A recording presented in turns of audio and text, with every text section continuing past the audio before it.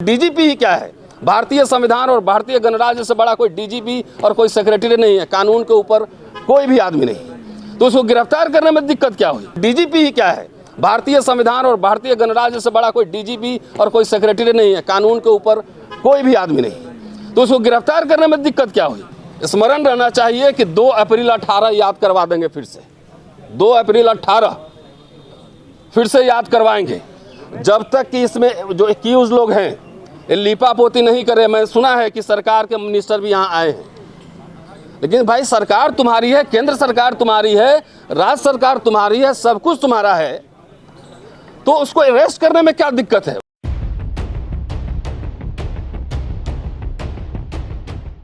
जय भीम दोस्तों, मैं आज दिल्ली से यहाँ अपनी संवेदना प्रकट करने आया हूँ और साथ साथ इस न्याय की लड़ाई में, अन्याय के खिलाफ न्याय की लड़ाई में अपनी भागीदारी भी सुनिश्चित करने के लिए आया हूँ। दोस्तों, ये सुसाइड नहीं है, इसको हम सांस्थानिक इंस्टीट्यूशनल मर्डर मानते हैं। और जब मैंने उनका सुसाइड नोट पढ़ा तो मुझे रोहित वेमुला का सुसाइड नोट याद आ गया कि जो रोहित वेमुला ने जिस तरह सुसाइड की, तो सुसाइड नहीं था, उसको हम इंस्टीट्यूशनल मर्डर किया गया था उसका। और उस समय भी सरकार थी, इसी आरएसएस बीजेपी की सरकार थी, और उस केस का क्या हुआ, किस तरह से घालमेल किया गया, ये सब हम जानते हैं। सीजीआई के ऊपर जूता फेंका जाना, वाई पूरन कुमार, ये हत्या ही मैं कहूँगा, क्योंकि हत्या का मतलब यह होता है, हत्या सिर्फ सीधा नहीं होता है।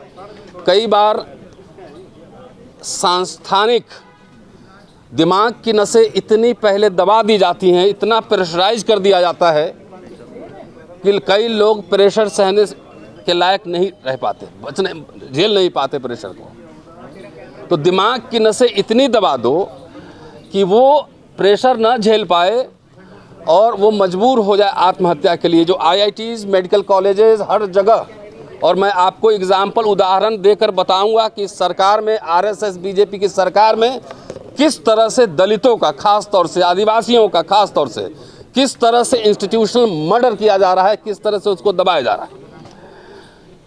बाबा साहब को मैं याद करता हूँ, जो संघर्ष को, कि मैं यूनिवर्सिटी में पढ़ाता हूँ, और 14 में जब से ये आरएसएस बीजेपी की सरकार आई है, तब से खास तौर से दलितों का दमन हो रहा है। मैं 28 साल से पढ़ा रहा हूँ।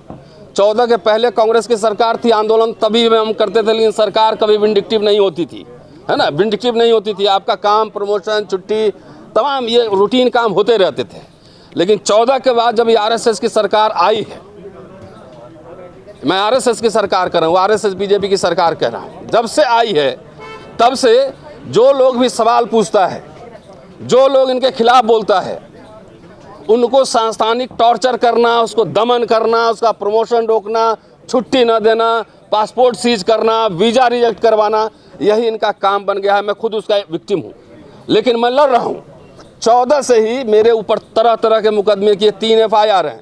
सेक्सुअल हरेसमेंट केस में फंसाया गया, उसमें भी मैं जीत गया, लेकिन आज तक रिपोर्ट नहीं दे रही है। 10 साल से प्रमोशन रुका हुआ है, छुट्टी नहीं मिल रही है किताब लिखने के लिए। सोचो इस विश्वविद्यालय का क्या हाल बना के कर दिया आरएसएस वालों ने, कि एक टीचर को, एक प्रोफेसर को छुट्टी नहीं दी जा रही किताब रिसर्च करने के लिए। वीजा रिजेक्ट करवाया कि विदेश जाके मैं लेक्चर न दे सकूं। तो मैं एक्टिविस्ट आदमी हूं, मैं इस प्रेशर को झेल रहा हूं 10 सालों से, जब से ये सरकार है। इनके खिलाफ लड़ भी रहा हूं, और इनको ये स्मरण रहना चाहिए कि 2 अप्रैल 18 याद करवा देंगे फिर से। 2 अप्रैल 18 फिर से याद करवाएंगे, जब तक कि इसमें जो एक्यूज लोग हैं ये लीपापोती नहीं करे। मैं सुना है कि सरकार के मिनिस्टर भी यहाँ आए हैं, लेकिन भाई सरकार तुम्हारी है, केंद्र सरकार तुम्हारी है, राज्य सरकार तुम्हारी है, सब कुछ तुम्हारा है, तो उसको अरेस्ट करने में क्या दिक्कत है? उसको अरेस्ट करो, पहले डालो थाने में, पहले बाद में होगा उसका प्रोसीडिंग, पहले अरेस्ट करो। चाहे वो डीजीपी ही क्या है? भारतीय संविधान और भारतीय गणराज्य से बड़ा कोई डीजीपी और कोई सेक्रेटरी नहीं है। कानून के ऊपर कोई भी आदमी नहीं, तो उसको गिरफ्तार करने में दिक्कत क्या हुई? क्योंकि आरएसएस का ये डिज़ाइन है कि एक को ह्यूमिलिएट करो, जज में जूता फेंकवाओ और उसको हीरो बनाओ, मीडिया में उसको उछालो, मीडिया में उछालो उसको, और बाकी को जो है दबाओ। क्योंकि आरएसएस मनुस्मृति को मानता है और किस्तों में मनुस्मृति इस देश में लागू कर रहा है, किस्तों में लागू कर रहा है। और यही ये जो वाई कुमार का केस है या चीफ जस्टिस का केस है, वाकई वो जो एक तरीके से मनुस्मृति ही दिखा रहा है, मनुस्मृति ही दर्शा रहा है। क्योंकि उनके हिसाब से वर्ण व्यवस्था के, जाति व्यवस्था के हिसाब से सोसाइटी रहना चाहिए। इसलिए हम डिमांड करने आए हैं कि यथाशीघ्र एक्यूज को गिरफ्तार किया जाए, अन्यथा 2 अप्रैल 18 भारत सरकार याद कर ले एट्रोसिटीज एक्ट पर। सुसाइड किया है और जिसने रिश्वत उनको टॉर्चर किया वो तो मर गए, तो उनको लड्डू बांटना चाहिए कि सुसाइड करना चाहिए था? कि जो जिस पे आरोप लगा रहे हैं कि ये उनको तंग करते थे वो तो मर गए, तो मरने के बाद उसका कहना है जी अपनी जाति वगैरह का सब कवर अप। नहीं, आपने कोई कंप्लेंट की थी पहले? अगर ये टॉर्चर करते थे तो आप डीजीपी को कंप्लेंट किया था, होम मिनिस्टर को किया था कंप्लेंट।